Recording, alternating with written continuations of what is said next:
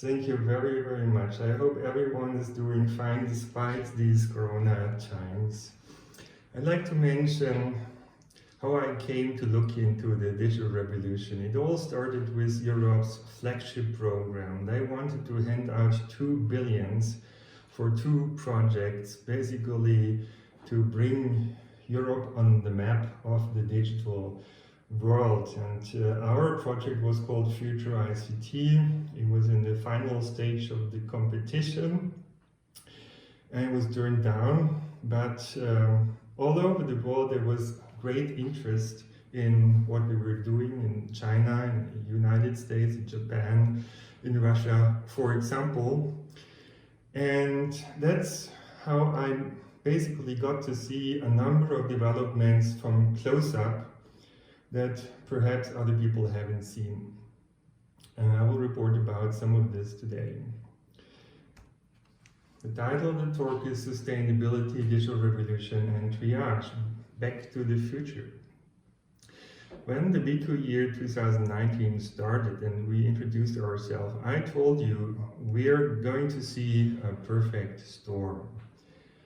Because of the financial crisis that's not over, because of the digital revolution that will really shape our history and our society, because of climate change and lack of sustainability.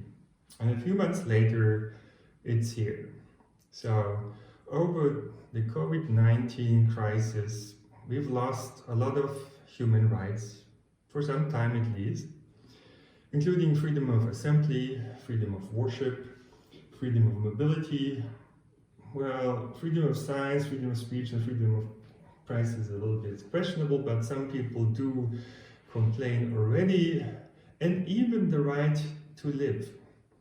With the debate on triage and even the implementation of triage, when suddenly medical care had to be rationed, it was said, and that basically has somehow switched our democratic civil society into a modus operandi that is very close to war logic.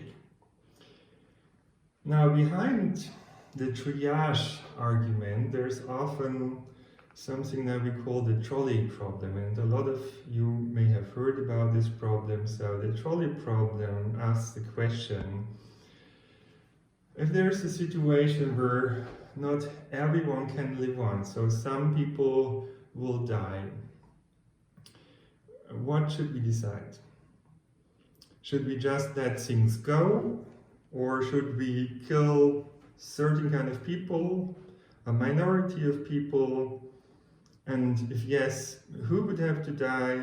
Is it grandma or the unemployed? And there have been scientists actually engaged in the debate. It was said this is all about autonomous vehicles, and now we need to specify the algorithms basically. But in the meantime, I hope everyone has understood that this debate was of a much bigger nature. And now in the meantime, basically, people have really raised the question, who should survive and who should die? And some people have said, we should give priority to young people. So I'd like to raise the question to all of you, who agrees? Can you please count the votes? I certainly don't agree, and I'll come back to this later on. Now, in fact, we know that we would run into trouble since 50 years. Back in 1972, the Limits to Growth book was published. A few years later, Global 2000 was also published, a report 2,000 pages long that was basically trying to predict what was the fate of this planet and of humanity. And here are some of the curves of the original simulation. The issue is that they didn't manage to find a scenario where the world population stabilized. Instead, there was always a breakdown of the economy and also a collapse of the population. And if you look at the black curve, then you see that's the Black Death in a sense. This curve skyrockets. If you look at services per capita, it means the economic situation, and basically it turns down around, well, that seems to be 2020. And also this is where the black curve basically starts to rise. That means the number of deaths is not anymore going down, but it starts to go up before it then will skyrocket in the middle of this century, according to those predictions. We can of course question these predictions. Why is this? Well, we often say, oh, now we have to become sustainable and we have to reduce CO2 emissions, and this is what we want to do. But in fact the situation is like this. CO2 emissions would anyway be reduced because the production of oil and gas and coal is basically going down. Sooner or later, but probably rather sooner than later. So we should actually say we are running out of gas and oil and coal. That is the situation like. And despite of this, the world per capita energy consumption has skyrocketed since this Limit to Growth book. How could that happen? How could humanity do such a thing? In the meantime, this is the situation. We are overusing the resources of the planet at least by 50%. And of course, the prediction is if we would go on like this, and a third of the world population approximately would die early. We've seen this graph many times, and I think many of us haven't really understood. This was about life and death, and it was about our life. I started to understand the situation when somebody who was working for a government recommended me to read this book, Learning to Die in the Anthropocene. And in fact, what happened in the past when there was something like overpopulation, and this time it will also be combined with digital automation, with AI and robotics. So we don't need as many workers anymore. In the past, this has always ended in wars or revolutions. So turbulent times are ahead of us if we don't manage to find a way out of this kind of situation. And of course, people have been thinking about possible solutions, among them the Club of Rome. And here's just one of the books that was dealing with the question, the first global revolution. And it was basically identifying that the real enemy of humanity is us, is man. And this is the kind of argument that we've heard in recent weeks in connection with Corona, right? Even if we survive, we might kill other people because we may transmit the virus. And the solution that they proposed was basically a revolution from above.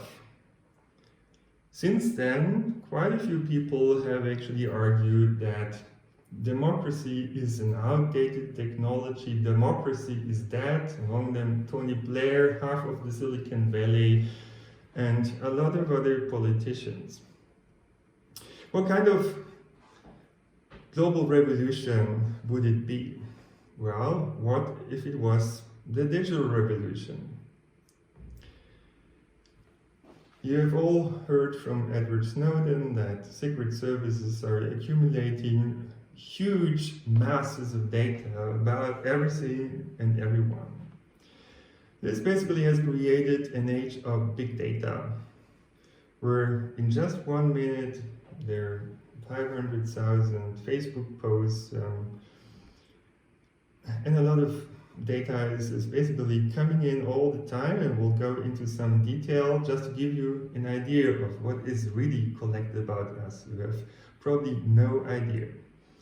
There are many excuses or reasons to do this. Some say we need to save the world and that's why we need big data. Some say it's for security reasons, and others say knowledge is power or data is the new oil. That means there are many reasons to collect data, and it has basically brought us into a new system that some people call surveillance capitalism.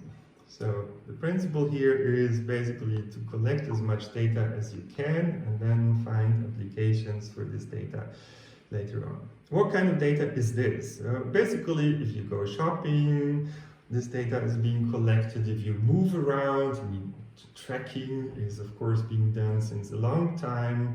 Even if you turn off the GPS sensor, your social contacts, your files that you store in the cloud, your Gmail is being read by algorithms. When you read books electronically, you're being read. I mean, how much time do you spend reading what kind of books and what comments do you make and what are you interested in? Google, of course, knows a lot about the questions that you have. Apple, through Siri, is able to know a lot of things. YouTube is certainly also evaluating what you're doing as part of the Alphabet Google consortium. And also, you may have a smart TV. Why is it smart? Because it's collecting data about you. You may buy some Google classes if you like, but not only if you have them, you're being watched. If you have this gaming station, if you have a robotic cleaning service, if you're using this kind of fire warning systems, there might be a camera inside, and of course your fingerprints have been collected too. If you're reading news on the internet, then basically there are about 10 to 20 or 30 cookies that are following all the clicks that you're doing, and they're reporting it to someone that you probably don't know. At least for some time it was even possible to record what you've been typing into your computer because there was a security gap. If you're using a modern car, it will measure your weight and a lot of other things, the kind of food you're eating. I mean, you have no idea how many sensors are in your car and what's being measured about you by your car that you've paid for and whom is reported to.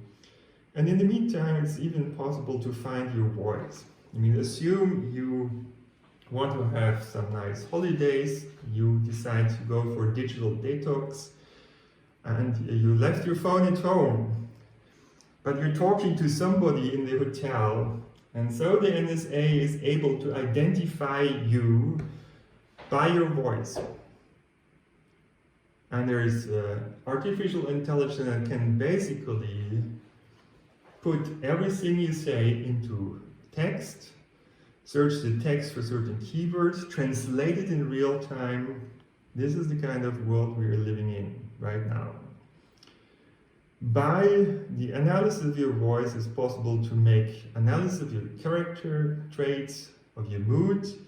In the meantime, of course, there's also face recognition that also allows to see whether you lie or speak the truth. Google would like to use the camera as a browser in the future. And CIA Director Gus Hunt once said, "You're already a walking sensor platform. It's really very nearly within our grasp to be able to compute on all human-generated information."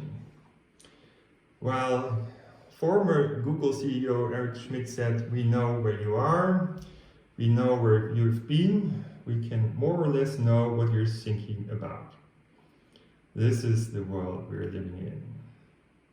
What can you do with all these data? Well, for example, you can build a digital crystal ball. Chris Anderson has formulated some thesis about big data back in the year 2008. He basically postulated the end of theory He said the data deluge makes the scientific method obsolete. I mean, scientists wouldn't be needed anymore. Data would tell it all. If we just had enough data, it would tell us what is wrong and where the system is broken and how to fix it. And it would be possible to build a digital crystal ball that would allow certain people, Secret Service people for example, to see what's going on in any corner of the world in real time. These kind of technologies have been built. Some of that is commercially available. Palantir, for example, is offering such services. And they were also offering corona tracking, by the way. What is concerning, though, is that Peter Thiel, who owns this company, or runs this company, doesn't have a high opinion of democracy. He's rather concerned about capitalism, and he thinks we're in a deadly race between politics and technology, and basically the goal is to knock out politicians and their regulation attempts. There are many voices like this. This is just one example. Okay, so what else is going on? You may have heard of profiling. So basically, what has happened is a digital copy of yourself has been built, a digital double that is quite detailed. It basically maps out your entire life and everything that you're doing. I read recently that NSA holds 140 terabytes of data about everyone on Earth, potentially. It's a lot more data than you have saved about yourself. So this is the situation like, and they've mapped out your personality, everyone's personality, in quite some detail, and some of this data is also commercially available, and we'll see what it's being used for. It's being used for military purposes, for example, for world simulation, in order to see where the world is heading, what are the possible scenarios. So basically everyone is represented there by a digital double that is something like a black box that can learn to behave like you based on the surveillance data that's being fed in all the time about what you're doing. And one of the simulation frameworks for this is called Sentient World. They're not just simulating how the world evolves, they're also trying to change the course of history through psyops, psychological operations.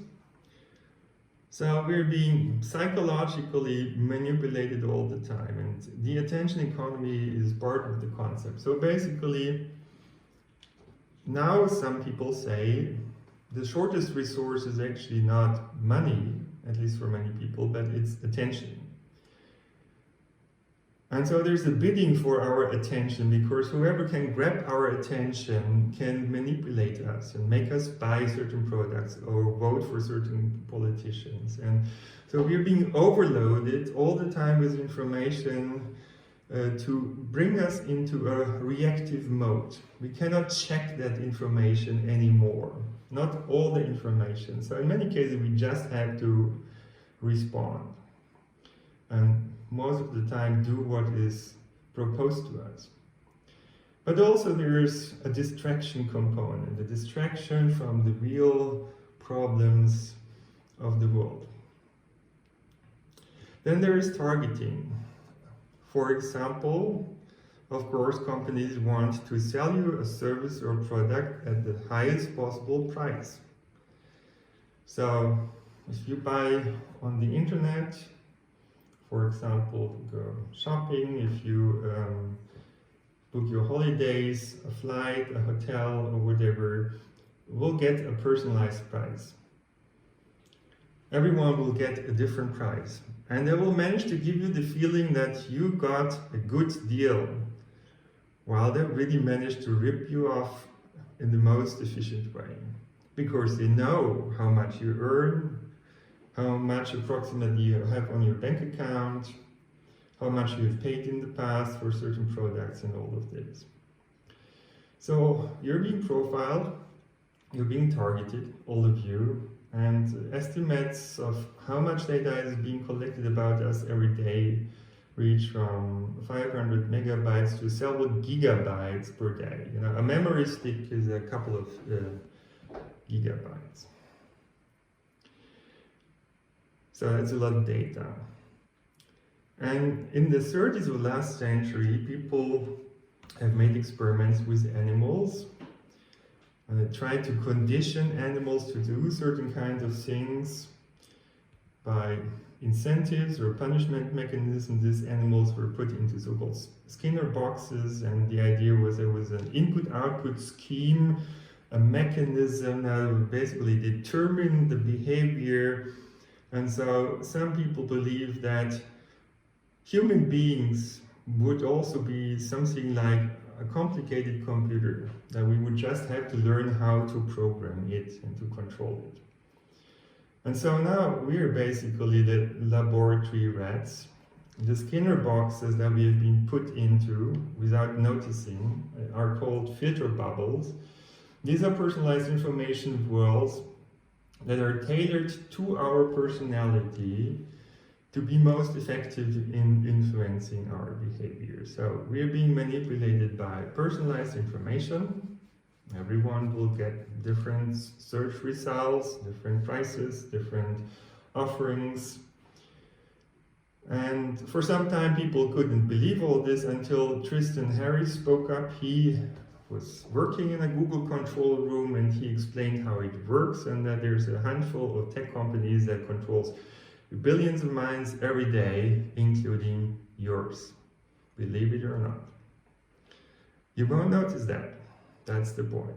And all of this can be used, of course, for election manipulation. Some people say Brexit was a case where social bots, for example, have had a say, had an impact on the outcome. Some people say Trump actually won the election in this way, and other people say it was not important at all for the outcome of the US election. But in any case, in many countries, according to what Brittany Kaiser from Cambridge Analytica recently wrote in her book, in more than 65 countries, democratic elections have been rigged in digital ways with a weaponized propaganda AI that's basically manipulating everyone as much as it can, using cognitive biases.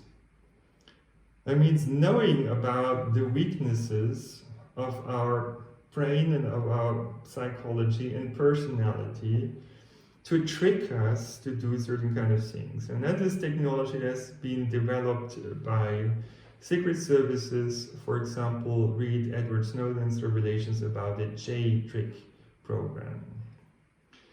So basically, for every psychological bias, there is a digital trick that you can automatically activate to trick people. And it's not only used to trick kind of enemies or kind of spies of other countries.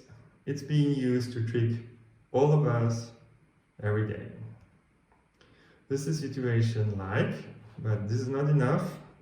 There's also a citizen score. So some people say, given the state of the world, people don't behave the right way, they should be more reasonable, we need to correct their misbehavior, as Richard Thaler suggests. And so basically, some people think we should use digital means to control the behavior of people and make them reasonably behaved. And this is what you get. And it can probably be best seen in China because it has gone first to implement the citizen score, which basically gives plus and minus points to many behaviors. There's 300 variables at least that are being judged. So if you cross the road when there is a red light, if you pay your rent a few days late, if you read critical news, if you have friends who read critical news, all of that will give you minus points. And then in the end, your citizen score will determine what are the countries you can travel to, what are the jobs you can get, how much you have to pay for your credit, and whether you can still fly or even use public transport. Is this the future of the world? Well, some people have slightly different proposals, like the Cashless Society. I've heard that Facebook has been working on a new kind of currency, digital currency called Libra. India is trying to become a cashless society, and now in connection with the corona virus, some people actually are trying to launch a digital ID, right? So that is basically around the corner. But this is not all, because people are also trying to build something like the Matrix. Of course, you know the Matrix from cinema, but some of that has also built in the real world, and we'll come to this. But first of all, let me mention also censorship and propaganda. It's not anymore you who is in control of who gets to see your messages. If you use social media, there's an algorithm that determines how many people will receive a certain post, who are the people, would they be responsive or not. That means basically there's someone who can decide by means of an algorithm what kind of an idea would spread and which ideas would basically not be heard and have no impact. This is how modern propaganda and censorship works. I'll show you a couple of examples also from my own experience, so you have an idea of what I'm experiencing in these days. So for example, I sent a file, Digital Trends to Worry About, to a friend, and this friend got the message: this mail seems to be dangerous, and downloading was disabled. So I couldn't even send that document. Here somebody wrote me, again your email ended up in my spam folder, and then I asked him what was actually the message about, and it turned out it was a link to a newspaper article, a serious newspaper, and this article was about can Google soon determine whom we would vote for. I mean, this is about election manipulation. Apparently they didn't want this thing to spread. Then just a few days ago, I had a contribution published in PC Welt. Es geht Ihr Leben. It's about your life, or it's about life and death. It was discussing this problem of triage in the digital age. And 2 hours later, they took it offline again. Here, another example, I was video recording a talk about big data and AI, implications for human dignity, something that doesn't really seem to be that sensitive, but as you can see down there, basically the mail scanner has detected definite fraud in the website YouTube. That means the link that I sent was being warned off. So most people wouldn't click that link anymore. So this is how basically censorship works these days in Europe and elsewhere. But this is not all, right? There are really new ways of propaganda. We know when the printing press was invented, and basically there was a 30 years war, 8 million people died. When the radio was invented, it was used by the Nazis for their propaganda and ended up in World War II, in the fascist regime, and in the Holocaust, and about 80 million people died. And now we have this personalized kind of information that makes it very difficult for us really to detect fake news. And we've ended up in something like a fact-free world, a fake news world, a fake world in a sense. Because now it's possible to create voice recordings with your voice saying anything that somebody wants you to say. People would not be able to discover that this was fabricated by someone. It's being used also for criminal activities.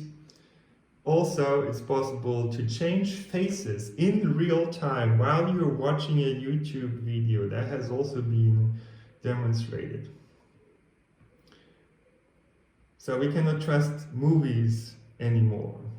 We cannot trust pictures anymore. We cannot trust anything. And it's being used also to change history, as Brexit shows. Now, this is not all, unfortunately. We're basically entering times where mind reading becomes a possibility. I heard from a manager of Facebook that they have certain kind of caps that they put on the heads of people that allow to read out 150 words per minute. But things go even further, because it's possible to put nanoparticles into body cells and to read out activity patterns of body cells using nanoparticles. So it says here in a scientific article, nanoscience and nanotechnology are poised to provide a rich toolkit of novel methods to explore brain function by enabling simultaneous measurement and manipulation of activity of thousands or even millions of neurons. So imagine an EEG that has 1 million measurement sensors, what you can basically do with it. Can you read people's minds? And in fact, that is the goal, human brain indexing. It's on the way. And the next stage, according to some people, is neurocapitalism. That means, while in surveillance capitalism, companies would know what you think, what your personality is, what your weaknesses are, what your desires are. In neurocapitalism, they can even write ideas into your mind. That would be a possibility, and you should maybe read Miriam Meckel's book, Mein Kopf gehört mir. It's my head. And if you think that is all of dystopia, then no, it goes further. There's something that some people call apocalyptic AI, and some people are really trying to upload brains of people, brain contents to the internet, to have a living digital copy, an AI that has your personality basically, and then could live there forever and control all sorts of machines, robots in other words. This is being called human-machine convergence, and there's some people who say in the future we will not be able to distinguish between man and machine anymore. Our successors will be machines, and the side effect of this would be that humankind would disappear. I mean, a lot of things to discuss about, apparently, so I'm looking forward to our debate later on. And people are also working on something like a digital god, something that some people call the Antichrist system. But anyway, digital god this is something that has properties that we would usually give a god, such as omnipresence, omniscience or science, omnipotence, ability to change things in the world in many places, intelligence, and to be an emperor over life and death. And all of that people are working on. And in fact, there was even a Google engineer who registered AI as a new religion.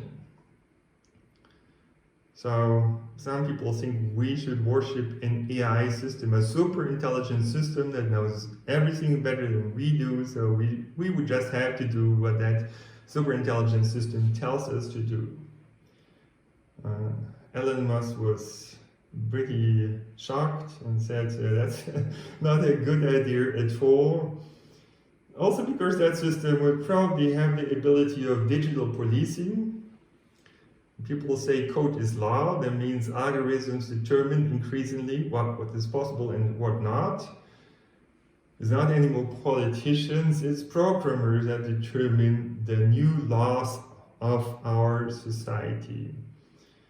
And with systems such as pre-crime, people who might do something bad in the future would be identified. Doing something bad is not just stealing a car or burglary or killing somebody. We'll see that later on. The worry is that these kinds of systems have an error rate, that means false positive rate, of 90-something%. That means there's a lot of room for arbitrariness. And now these kinds of systems are being used to hunt down the invisible enemy, the coronavirus. Benjamin Netanyahu has decided to use an anti-terror technology to identify people who got the virus and the people who have been in contact with them, no matter whether they're healthy or not. And in Chechnya, people with the coronavirus are even being treated like terrorists. And this is how far things got. And by the way, the citizen score doesn't only exist in China, it also exists in the Netherlands and probably some other countries too. And if you want to know where things are heading, then really read Edward Snowden's news about the Karma Police program.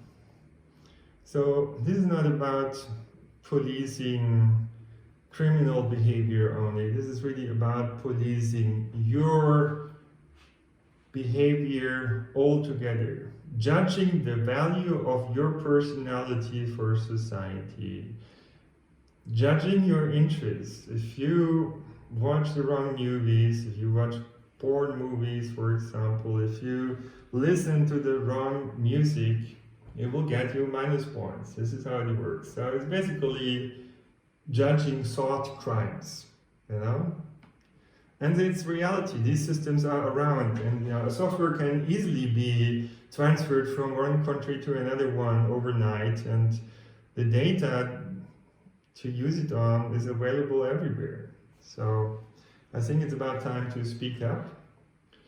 Because also, when resources fall short, these systems would take decisions about life and death. That was the beginning of my talk, right? In connection with autonomous vehicles, a huge, monstrous debate was launched about what person would an autonomous vehicle kill if it was not possible to save everyone. And then, of course, these vehicles have cameras, so they can distinguish between males and females, between people of different ethnic background, people of different age, maybe even identify the name of the person and look into the personality records and all of these kind of things. And so basically a citizen score could determine who would die. There have even been people working on computer-based euthanasia. This is how far it got. And if you're saying these are just a few crazy people and we don't need to care about it, then you should read this article in the MIT technology news. Doctors are using AI to triage COVID-19 patients, and the tool may be here to stay. Now recall, for example, that Kant the father of enlightenment, wrote his masterpiece at old age. Van Gogh had low social status during his lifetime. Mozart died poor. Beethoven was almost deaf when he wrote his Ninth Symphony. Degas and Toulouse-Lautrec were handicapped. All these people created some of the greatest cultural masterpieces in the history of humankind. Just assume that we would take something like wealth, health, age, social status or so to judge who would live on and who would die. We would have lost some of the most valuable achievements of humankind. Is a new kind of fascism on the way? That's a question that we should certainly debate. I think it's about time to say stop, to push the reset button, and engage in an entirely new paradigm of the digital revolution, digitization 2.0 as I call it. A digitization which is not based on control and manipulation, but on digital empowerment and coordination. So when it comes to this life and death situation that we may be in, maybe we shouldn't think in terms of a trolley problem where we would have just two choices, or not really an acceptable alternative, rather than some people have to die. Maybe we would have to build a new track, a new system. Maybe we would need a new economy. And we could build that with the digital tools that we have today. Wouldn't we have the obligation to build a new system in the situation we are? Well, a lot of people would probably agree. As some people are trying to force a systemic change. For example, von der Leyen or also Merkel now want to cut CO2 emissions by 55% in just 10 years. You probably didn't pay too much attention to it and think, let politicians do it, and companies basically give us the products to buy. But have a look at these numbers over here. So how do you really cut 55% of CO2? If a lot of that comes from industrial production, food production, from commuting to work and back, from heating, well, if China, United States and the EU wouldn't exist, then yes, we would have saved 55% of CO2. That's the situation So basically we have a challenge that is so big that we really don't know. Can we master it? And can we master it within a democratic framework? And without using algorithms that would determine over lives and deaths of people. Now, one thing we could certainly do is we could reduce commuting and heating, right? So we're spending 50% of our time at work and 50% at home, say, and that is not very efficient. We could think of new sharing solutions, sharing space, living and working, reconfigurable rooms with robotic furniture that basically allows to reconfigure the room and all of this. So basically home office 2.0, and that's probably the reason why we're exercising it right now. So the bad news is we'll never leave home office again. Perhaps the good news is we'll never leave Vico. So how does that sound to you? Okay, so we'll have to reorganize the use of space. And most likely a lot of the space occupied by companies in the center of cities would be turned into living space, or living and working space to be more correct, to reduce commuting. But that's not enough, right? So how do we take climate action to improve sustainability? Well, on the one hand, there's of course United Nations, and there's Agenda 2030, Agenda 21, trying to put pressure on every country of the world, really to fundamentally transform society. You should look into this. It's dramatic. Number two, of course, global corporations. But we also know that both approaches didn't deliver a solution on time. And that's why we need complementary approaches. And pillar 3 could be what I call city Olympics.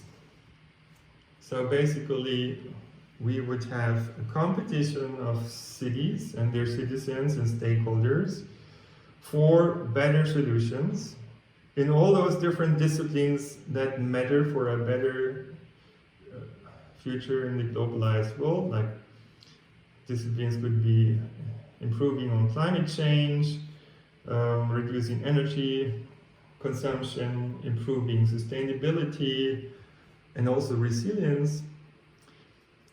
So all the cities that would participate in this competition would spend a couple of months figuring out new solutions, how to make a progress. And then there would be a second phase where basically a committee would determine the best solutions that have been figured out. Those solutions would be open source and Creative Commons. I mean, any city could take any of those solutions that was created, and companies could take them too and develop them further, combine them with each other. So basically what would be possible would be to unleash collective intelligence globally, and also to unleash global action, right? People could really engage to make a contribution to a more sustainable future. So that would mean a new globalization paradigm that I call localization, which would mean to think global, to act local, however, and diverse, to experiment, to learn from each other and to help each other. And one thing we could also do is run a cultural genome project, or Culturepedia, where we're basically putting together an information database about all the success principles in terms of solving certain kind of problems worldwide. Different cultures have different approaches, but combining those different success principles could actually bring us to the next level. So it's diversity that would help us. I think one size fits all will not deliver a good solution for the world. We could upgrade democracy digitally to boost collective intelligence. And that means we would have to learn how to bring the best ideas of many minds together. That certainly requires platforms that don't work like Facebook, where there are battles about certain kind of ideas all the time, and who produces more noise basically wins the battle. Instead, many of the problems that we need to solve are complex. And complex problems can only be understood well if we look at them from different perspectives. This is why we need different points of views. That's why we need diversity, because it would give us a better picture of the problem, but it would also give us different solution approaches that then we would have to integrate in order to find solutions that work for many. This is what collective intelligence is about, and it turns out that magically collective intelligence is outperforming the best experts, and it's diversity that wins, not the best. There are also platforms that we can build in order really to support collective intelligence. We've published a paper in PNAS, Optimal Incentives for Collective Intelligence, and it turns out that there are strategies that can outperform yes-no majority-based democracies and markets. So we should do that. I think we also need to have a new organization of our economy. The digital economy is anyway reshaping a lot of our economy. But we would need to unleash the power of combinatorial innovation and allow us to combine different inventions, ideas, and products. So this is basically the classical approach to the new world. Cybernetics and synergy put together would produce cyber sin, but that is basically a control room for an entire society or for the entire planet. Some people call it even a war room, where all the information is coming together and then military-style decisions are being taken on what to do, and then it would be rolled out globally. I think this is worrying. This is going to be a totalitarian system, and we could approach it in a different way. By putting synergy and cybernetics together into synergetics, that means learning how to unleash the power of self-organization through digital assistance, inspired by nature, where there is a lot of symbiosis, and we really can learn a lot from nature, how nature does it. Nature is a circular economy. We haven't learned how to do that. We should learn it from nature. But first of all, our information, innovation, and production system should be organized as an ecosystem that is open for participation. So really, collective intelligence could flourish. Yes, and if everyone is, of course, innovative, then we need to create interoperability and support coordination, otherwise it creates a big chaos. But now we can basically create personal digital assistants that would offer situational awareness, would support interactions, and warn people of lustful engagements and all these kind of things. So basic digital technology can offer us what we need. I want to illustrate that through a socio-ecological finance system that we call Fin4, and how participatory sustainability works. It is clear, if you want to master the challenge we're in, then what we need is a circular economy and a sharing economy. Then resources of the world could be enough for everyone, and we wouldn't have to take these life-death decisions. But how to build it? We couldn't build it through regulation. That turned out to be too slow and not flexible enough. Well, and then there are so many goals like prosperity, sustainability, health, education, culture. And how to consider them? Well, at the moment, the economy and also politics increasingly is more and more based on optimization.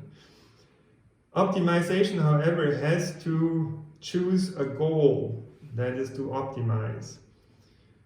And it's a one-dimensional function. And basically, the complexity of the entire world is being mapped on a one-dimensional function to be able to identify better or worse solutions, to make this comparison.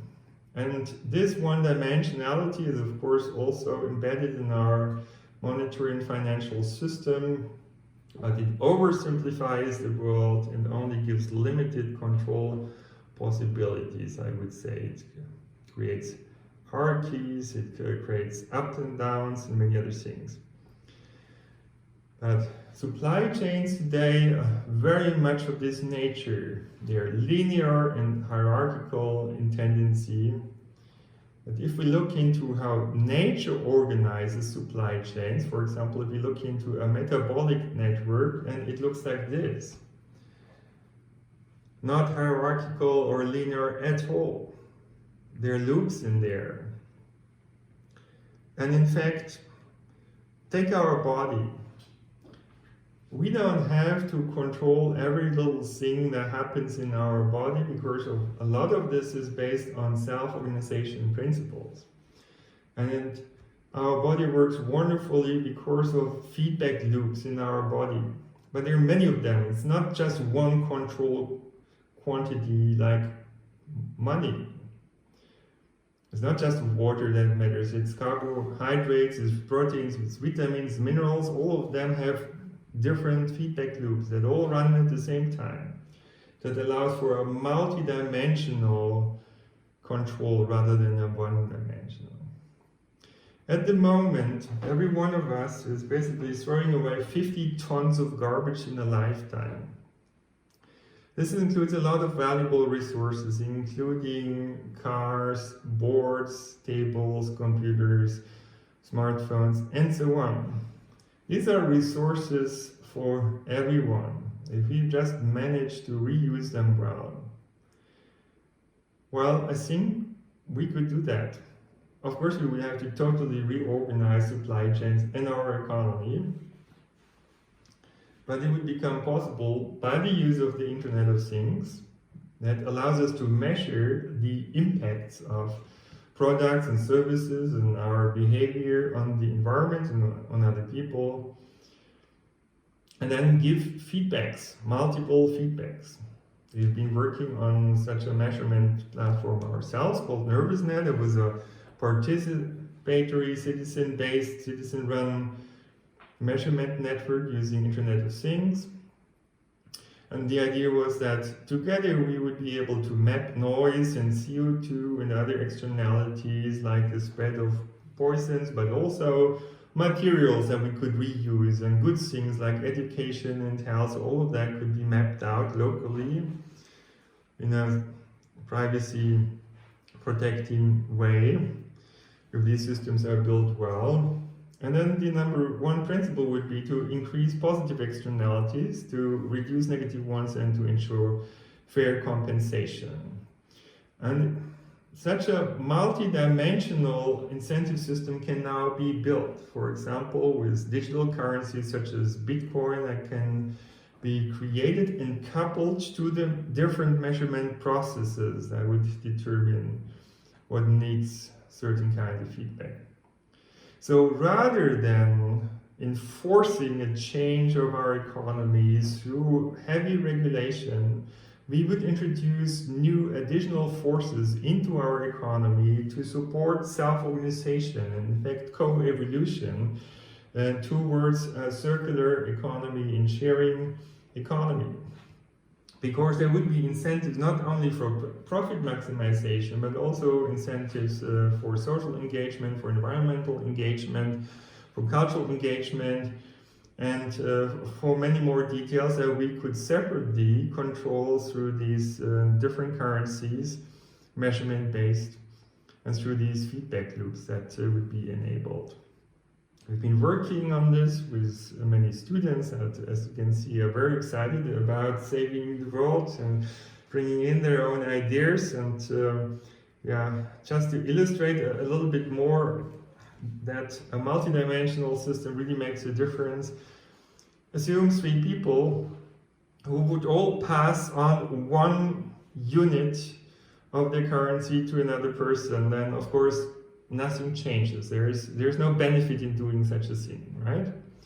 However, if you do that with a multi-currency system, then you can get from a situation where everyone has an unbalanced portfolio into a situation where everyone has a more balanced portfolio. So there would be an incentive to engage in this. So multiple currencies would make a difference. They would allow to control complex systems more successfully in more dimensions, and even allow for the design of self-organizing systems. So what I want you to ask is, be a game changer. It's really urgent.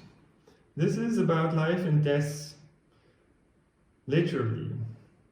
And we need to reinvent our economy and society, otherwise it will not end well. We have to replace the current system, that some people call a monopoly kind of system, probably best seen in the digital world, into something that I call socio polis, I mean, something that is networked with creating symbiotic mutual benefits. So what I want to say really is that network effects can make all the difference.